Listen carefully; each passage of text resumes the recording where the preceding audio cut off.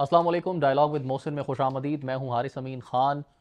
National Crime Investigation Agency की जानिब से इस्लामाबाद की अदालत में एक दरख्वास्त दी जाती है और उनको ये कहा जाता है, अर्जी की जाती है कि 27 ऐसे यूट्यूब चैनल्स हैं जिनको फिल फॉर बंद करने की बड़ी सख्त ज़रूरत है और उनको अहकामात जारी किए जाएँ कि इन चैनल्स को बंद किया जाए।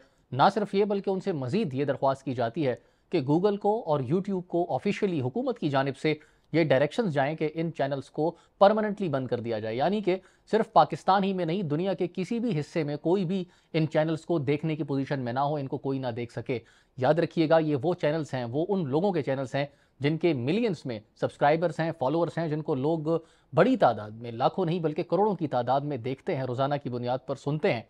और मोस्टली जो ऑब्जर्वेशन है वो ये है कि इन लोगों में बड़ी तादाद उन लोगों की है जो पाकिस्तान तहरीक इंसाफ के मौक़िफ़ को सपोर्ट करने वाले हैं।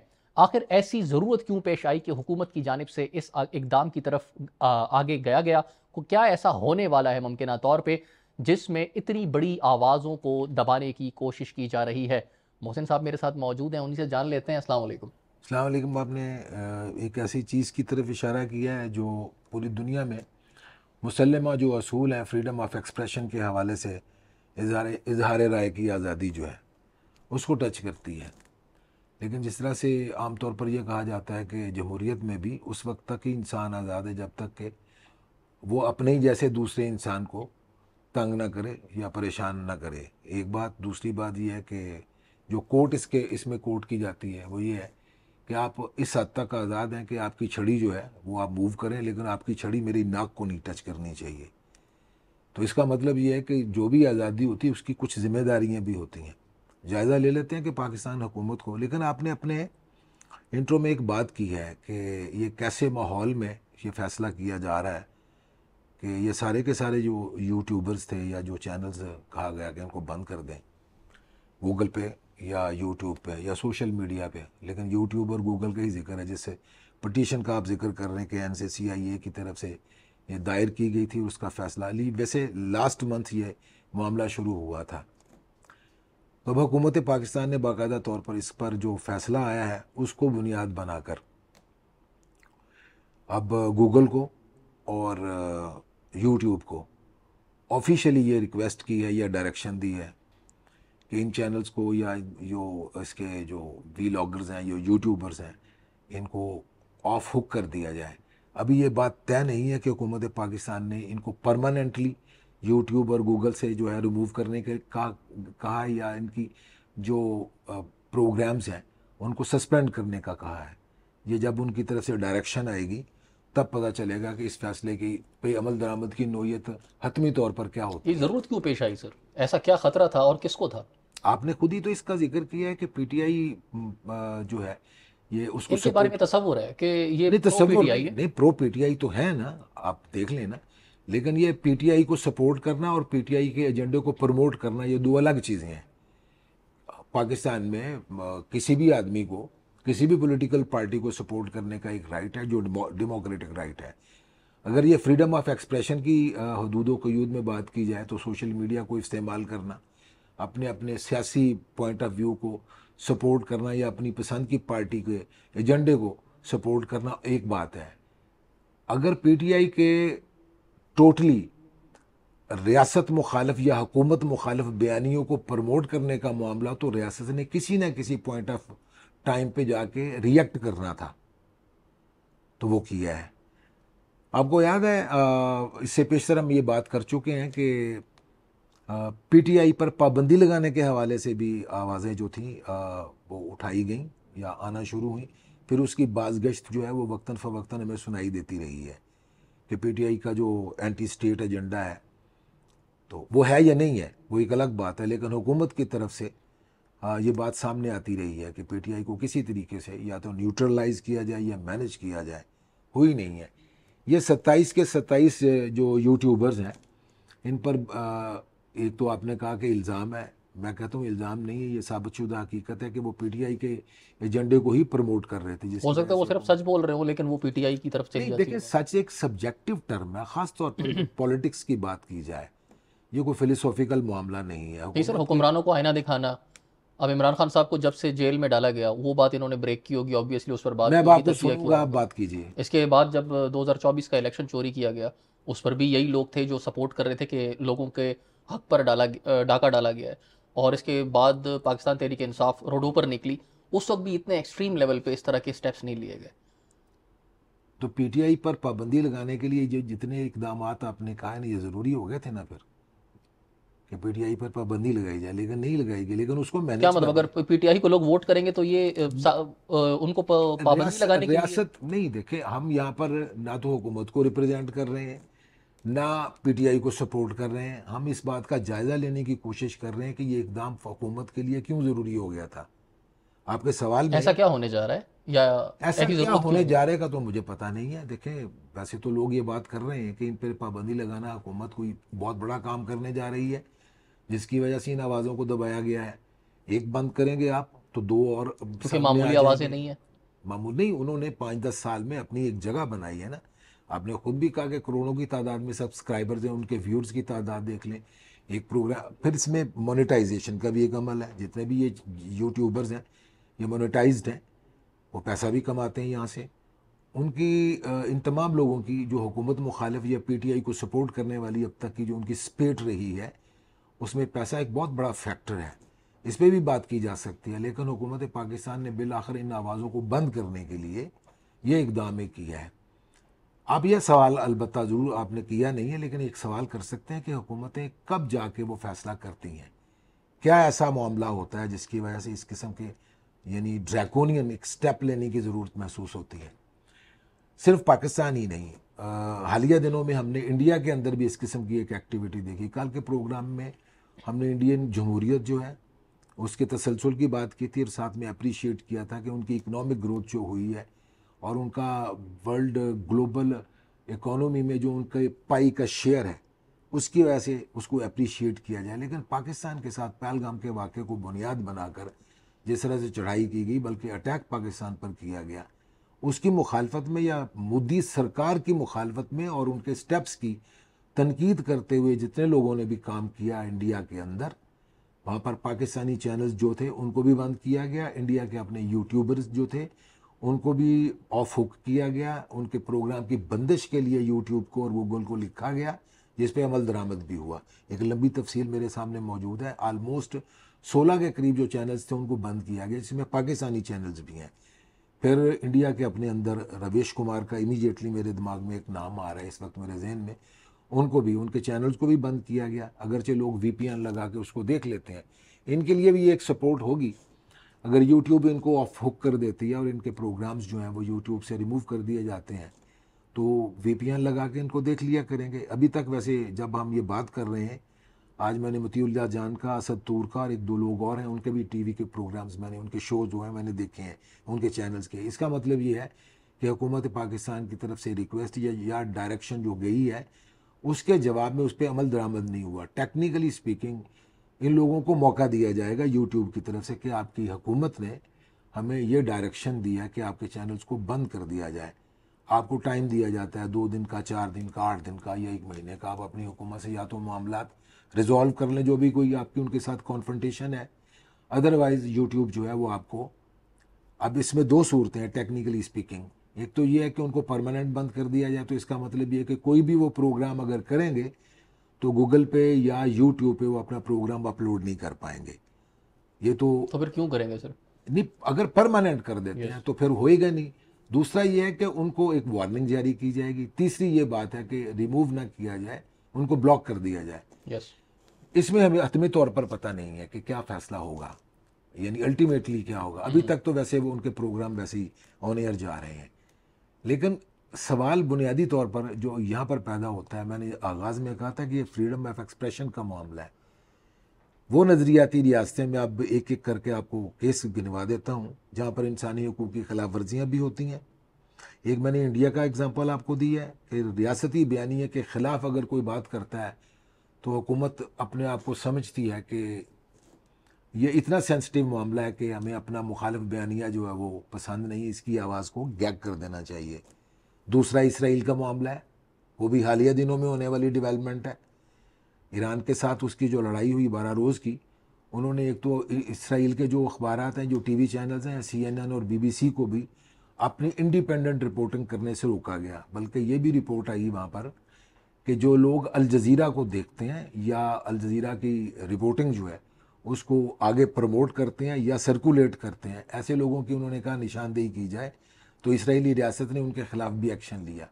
रियासत अपने मुखालिफ बयानिए को आमतौर पर पसंद नहीं करती, लेकिन ये स्टेप लेना कि जो लोग ये काम कर रहे हैं उनके चैनल्स को बंद कर दिया जाए या अखबारात में उनकी तहरीर जो है उस पर पाबंदी लगा दी जाए, ये और नोयत का मामला। शायद ये सिर्फ 27 लोग नहीं है, मुझे लगता है कि ये करोड़ों लोगों की आवाज़ को दबाने की कोशिश है। इस पर क्या मुमकिन तौर पर रिएक्शन आ सकता है वर्ल्ड वाइड, उसका जवाब मैं आपसे ब्रेक से वापस आकर लूँगा। ख़वातीन हज़रात हमारे साथ रहें।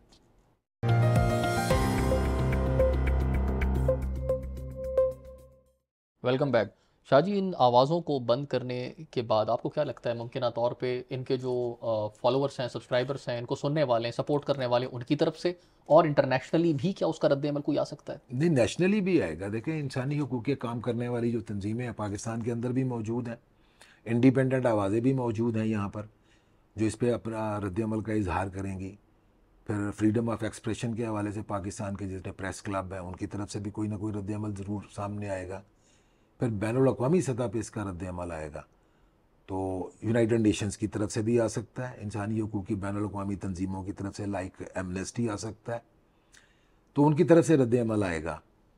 लेकिन देखना आपको ये भी है कि रद्द-ए-अमल आएगा, जैसे आपने कहा कि उनके हकूक़ से महरूम करना, यानी मिलियंस ऑफ उनके सब्सक्राइबर्स अगर मौजूद हैं, करोड्स ऑफ पीपल, तो उनको इनको देखने से ही अपनी उनके पसंदीदा चैनलों को या उनके एंकर से उनको अगर उन सुनने से या महरूम कर दिया जाता है तो उनके भी इंसानी हकूक़ मुतासर होते हैं, तो उनकी तरफ से भी रद्द-ए-अमल आएगा। लेकिन मुझे यहाँ पर यह बात ज़रूर करनी है कि वो कौन सी रियासतें या कौन सी हुकूमतें हैं। मैंने 3 लोगों का जिक्र, 3 रियासतों का जिक्र किया है। एक तो मैंने ईरान का जिक्र किया है कि उस पर इसराइल ने जैसे अटैक किया तो उसका इसराइल के अंदर इसराइल ने क्या इंतज़ाम किया कि लोगों को एक मुखालिफ बयानिया जो है उस तक उसकी रसाई को रोका जाए। उन्होंने भी अपने हिस्से का काम करते हुए उन चैनल्स का जिनका मैंने जिक्र किया उनकी वहाँ पर ट्रांसमिशन जो है या रिपोर्टिंग का एक स्टैंडर्ड मुकर्रर कर दिया। ये इसराइल से मुतासिर होकर हमारे लोगों ने ये किया है सर, हमारी हुकूमत ने? हम सिचुएशन को देख लेते हैं, फिर उसके बाद देख लेते हैं कि क्या, जैसे आप कल के प्रोग्राम में ये बात कर रहे थे, मैंने भी इसका जिक्र किया था कि पाकिस्तान ने अगर ट्रंप को नोबेल पीस प्राइज़ के लिए नॉमिनेट किया है तो इसराइल ने भी कर दिया। वैसे पाकिस्तान और इसराइल के ताल्लुकात कैसे हैं आप भी जानते हैं, मुझसे ज़्यादा जानते हैं कि लोग पसंद इसराइल का नाम लेना भी पसंद नहीं करते, लेकिन दोनों रियासतों ने एक नोयत का काम किया। लेकिन सर, अपनी नापसंदीदा आवाज़ को दबाने की एग्जाम्पल अगर सेट की है तो वो एक इसराइल ने की है रिसेंट पास्ट में और एक इंडिया ने की है। या तो पाकिस्तानी हुकूमत इंडिया से इंप्रेस हुई है या फिर इसराइल ने उनको मुतासिर किया है। नहीं, इसको महदूद करने की बजाय थोड़ा सा इसको लार्जर स्केल पे देख लेते हैं कि हुकूमतों के या रियासतों के किस किस्म के मकासद होते हैं कि जिनके अगेंस्ट वो कोई मुखालिफ बयानिया जो है उसकी इजाज़त, उसको प्रमोट करने की इजाज़त नहीं देते। तो मैं जिक्र कर रहा था कि जिन रियासतों में इंसानी हकूक़ के हवाले से रिकॉर्ड अच्छा नहीं है, like China, like Russia, like Iran, like Saudi Arabia, Turkey की भी कुछ इस किस्म की मामलात हैं, बांग्लादेश की तरफ से भी कुछ रिपोर्ट्स इस किस्म की आई हैं।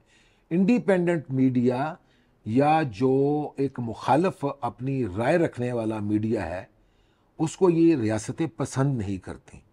अब बात मेरा ख्याल कुछ थोड़ी सी क्लियर हो जाएगी। ये लोग करते क्या, हम पाकिस्तान के केस की बात कर लेते हैं, इंडिया के केस की मैंने बात की है कि पाकिस्तान पर जिस तरह से उन्होंने पहलगाम के वाक़े को बुनियाद बनाकर चढ़ाई की है और उन्होंने बहुत कुछ, एक तो उन्होंने ग्लोरीफाई किया पाकिस्तान के ख़िलाफ़ एक्शन को, दूसरा पाकिस्तान को अंडरमाइन करने की कोशिश की जिसका उनको नेगेटिव फॉल आउट बर्दाश्त करना पड़ा। इस पर उनके मोतरजीन जो थे या हुकूमत के नाकदीन जो थे उन्होंने एक वहाँ पर एक हला बलू क्रिएट किया है। इससे निपटने के लिए मोदी सरकार के पास एक ही हथियार था कि वो इनको किसी भी नेशनल सिक्योरिटी के नाम पे इन तमाम चैनल्स को या उनकी ट्रांसमिशन को महदूद करें या बिल्कुल ख़त्म कर दें, जो उन्होंने किया भी।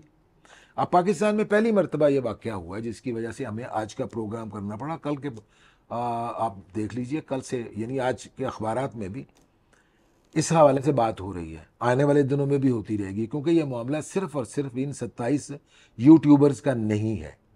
इसके पीछे PTI के एजेंडे को सपोर्ट करना और प्रमोट करना जो हुकूमत के लिए और हमारी इस्टेब्लिशमेंट के लिए एक नापसंदीदा अमल है, जिसको रोकने के लिए ये इकदाम किया गया है। अब आगे आ जाइए इस बात से एक कदम आगे चल के कि ये लोग कर क्या रहे थे। एक तो मैंने ये जिक्र किया है कि इसमें मोनेटाइजेशन है, पैसा इन्वॉल्व होता है। अगर इनके करोड़ों सब्सक्राइबर्स हैं तो इनका मतलब यह कि इनको भी मिलियंस में कम अज़ कम पैसे जो हैं वो कमाने का मौका पर मंथ मिलता है। एक और एंगल भी है जिस पे बात करना ज़रूरी होता है कि जब रियासती सतह पर इस किस्म के लोगों को अपना नैरेटिव बयान करने की इजाज़त नहीं होती तो एक नेगेटिव फीलिंग जो होती है हुकूमत के मोतरजीन की, वो इनकी पसंदीदगी का एक रेफरेंस बन जाता है। वो तमाम लोग जो हुकूमत के इकदामात के मोतरजीन हैं वो इन लोगों को ज़्यादा सुनते हैं। यही वो लोग हैं जिन पर आपने कहा कि इनके करोड़ों सब्सक्राइबर्स हैं, यानी उस पर यह मुश्तमिल है। इनकी पसंदीदगी की एक अलग ऑडियंस होती है। इन लोगों को एक तो इस बात का कि हमारी आवाज़ हमारे लोगों तक पहुंचनी चाहिए। दूसरी बात यह है कि इन लोगों ने ख़ास नैरेटिव लिया, एक ख़ास लाइन ली है हुकूमत को क्रिटिसाइज़ करने के हवाले से, जो हुकूमत के लिए एक तकलीफ दे अमर था। 3-4 इकदाम ऐसे किए गए हैं पिछले 2-3 साल में, हमने जब से इक़्तिदार से इमरान खान को निकाला गया है, कि इमरान खान ने एक तो पॉपुलैरिटी के तमाम स्टैंडर्ड्स जो थे वो उसने मीट किए हैं, बल्कि बीट किए हैं। और इस मुख्तसर से दौरानिए में बाद लोगों का यह ख्याल है कि इमरान खान को अगर तहरीक इदम एतमाद के ज़रिए से इक़्तिदार से चलता ना किया जाता तो वो इतने अनपॉपुलर थे कि उन्होंने अपनी मौत आप मर जाना था। लेकिन उनको एक न्यू लीज ऑफ लाइफ मिली है जब उनको इक़्तिदार से निकाला गया, और उसके बाद वो अपनी स्ट्रेंथ पे ज़्यादा पॉपुलराइज्ड हुए हैं। इस बयानियों को प्रमोट करने के लिए इमरान खान को एक सौदे के तौर पर, एक कमोडिटी के तौर पर इन यूट्यूबर्स ने इस्तेमाल किया। उन्होंने अपनी प्रोडक्ट को सेल करने के लिए ग्लोरीफाई इमरान खान को किया, उसकी पॉलिसीज़ को किया, जो रियासत के लिए किसी भी एतबार से एक पसंदीदा अमल नहीं था। इस वजह से अब ये ज़रूरी हुआ इन लोगों को बंद कर दिया जाए, इनकी आवाज़ों को दबा दिया जाए। वो जस्टिफाइड है नहीं है, लेकिन उनका रिकॉर्ड पिछले 3-4 साल का यही बोलता है। लेकिन शाह जी, जिस वक्त इमरान खान साहब पीक पर थे और आपने जिस तरह कहा कि उन्होंने तमाम तर रिकॉर्ड्स तोड़े हैं पॉपुलैरिटी के, उस वक्त तो समझ में आता था जब तक वो गिरफ्तार नहीं हुए थे। और उसके बाद जो फिर क्रैकडाउन शुरू हुआ इस तरह के लोगों के उनकी खिलाफ, गिरफ्तारी के बाद उनकी पॉपुलैरिटी में मजीद इजाफा लेकिन हुआ। एक क्रैकडाउन शुरू हुआ, वो तमाम सिक्योरिटी ब्रीचेस को भी साइडलाइन किया गया, वो हर तमाम हदें भी तोड़ी गई, चादर चार दीवारी की जो पामाली है वो भी बेशुमार हुई, और ऐसे काम किए गए जो कि बात करते हुए भी हया आती है, शर्म आती है। उसके बावजूद भी ये लोग अपने मौक़िफ़ पर डटे रहे इमरान खान को या उनके मौक़िफ़ को सपोर्ट करने के लिए। तो उस कॉन्टेक्स्ट में आप क्या कहेंगे कि मतलब अब भी ये कई बेनिफिट ले रहे थे, मतलब बेनिफिट की खातिर ये कर रहे थे, क्योंकि इन लोगों ने भी बड़ी तकालीफ बर्दाश्त बेनिफिट की से है। क्या मुराद है? पैसा कि सिर्फ पैसे के लिए, क्योंकि ये चीज़ बिक रही है तो लेट्स कंटिन्यू दिस। नहीं नहीं, सब देखिए, पैसा उनको मिलता है अपने प्रोग्राम की सब्सक्रिप्शन यस, के हवाले से। वो तो अगर मैं उनका ये मकसद सिर्फ पैसा ये कमाना था तो उनको चाहिए था वो लाइन छोड़ मैं देते। नहीं, मैं ये इल्ज़ाम नहीं लगाऊंगा कि वो पीटीआई से पैसा लेते थे। बाद लोगों का ख्याल है, लेकिन मैं नहीं इल्ज़ाम नहीं लगाऊंगा। आपने मैं कहा कि इमरान खान की पॉपुलैरिटी को इन्होंने कैश किया, इन्होंने कैश किया अपने प्रोग्राम में, जितनी उनकी ऑडियंस बड़ी है। तो फिर जब सख्ती बढ़ी इनको छोड़ देना चाहिए था कि बस ठीक है जितना कमाना था कमा लिया। नहीं, आप नजरियाती कमिटमेंट जो होती है आप उसको किसी और एंगल पे मतलब ये नजरियाती कमिटमेंट थी ना सर, फायदा तो नहीं ले रहे थे। नजरियाती कमिटमेंट थी, रियासत को पसंद नहीं आती। ओके, रियासत राइट। अपने मुखालफ बयानियों को तस्लीम नहीं करती, वो जितना भी जस्टिफाइड क्यों ना हो। एक बात तो आपको क्लियर होनी चाहिए। यहाँ पर एक एग्जांपल आपको मैं और भी दूंगा कि रियासत जिन जिन मामलात पर सेंसिटिविटी का मुजाहरा करती है, लाइक टीटीपी को ले लें आप, लाइक बीएलए को ले लें, ये पाकिस्तान को तोड़ने के हवाले से, पाकिस्तान की सिक्योरिटी को ब्रीच करने के हवाले से, अवाम को अपनी ही हुकूमत और अपने रियासती इदारों के ख़िलाफ़ भड़काने के हवाले से इनका रिकॉर्ड ख़राब है। उनको भी इस बात की इजाज़त नहीं दी जा सकती कि वो अपने रेडियो के ज़रिए या अपने टीवी शो के ज़रिए रियासत मुखालिफ बयानिया जो उसको प्रमोट करें। बीएलए का भी रेफरेंस इसी तरह का है कि बीएलए भी इसी तरह के काम करती है, उनको भी इजाज़त नहीं दी जा सकती। लेकिन रियासत किसी न किसी एक जगह पे जाके थोड़ा बहुत आपको लगेगा कि वो कंप्रोमाइज़ हो जाती है। उन्होंने जितनी रिलैक्सेशन इनको देनी थी दी है, काफ़ी हद तक बर्दाश्त कर लिया, लेकिन अब पाकिस्तान में सियासी माहौल बदल गया है।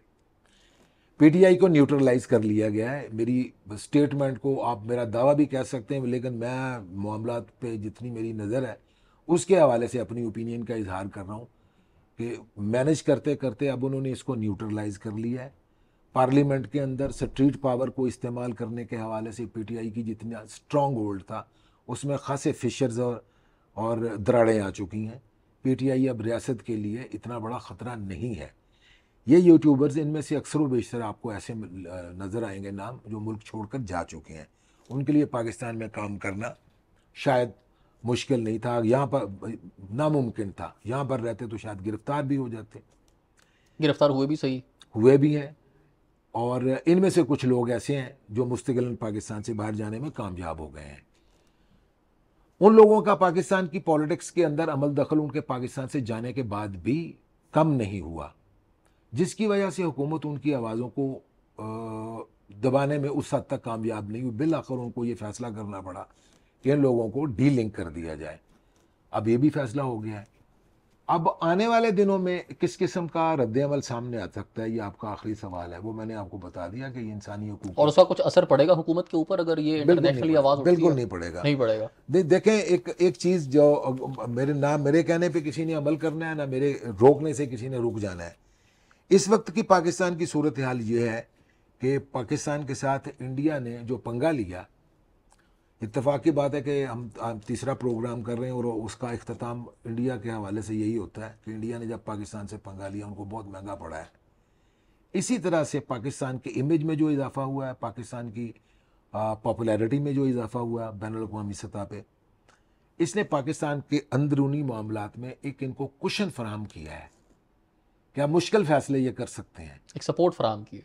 ये एक कुशन मिल गया ना कि मुश्किल तरीन फैसले जो हैं वो किए जा सकते हैं। आपने सवाल किया था कि इन पे पाबंदी पहले भी लगाई जा सकती थी, लेकिन इंडिया के साथ पाकिस्तान जंग जीतने के बाद जिस मूड में आया है, इसमें मुझे लगता है कि कुछ अहम फैसले पाकिस्तान की सियासत के अंदरूनी माहौल के हवाले से भी होने जा रहे हैं, जिसकी वजह से वो सारी इख्तलाफी आवाज़ें और या मुखालफ हवाएँ जो आती थी ना, उनको प्लग किया जा रहा है। उसमें एक ये भी है थैंक यू। जो रियासत के खिलाफ बात करते हैं उनकी आवाज़ों को दबा दिया जाए। Thank you very much Shah ji. इन 27 आवाज़ों को दबाने का जो हुकूमत का प्लान है या हुकूमत ने जो इकदाम किया है, आपको क्या लगता है कि ये हुकूमत की ताकत को शो करता है या नहीं, ये हुकूमत की कमज़ोरी है कि उन्होंने करोड़ों लोगों की आवाज़ को दबा दिया है? अपनी राय कमेंट सेक्शन में ज़रूर दीजिएगा। अपना ख्याल रखिए, मुझे और मेरी टीम को इजाज़त दीजिए। अल्लाह हाफ़िज़।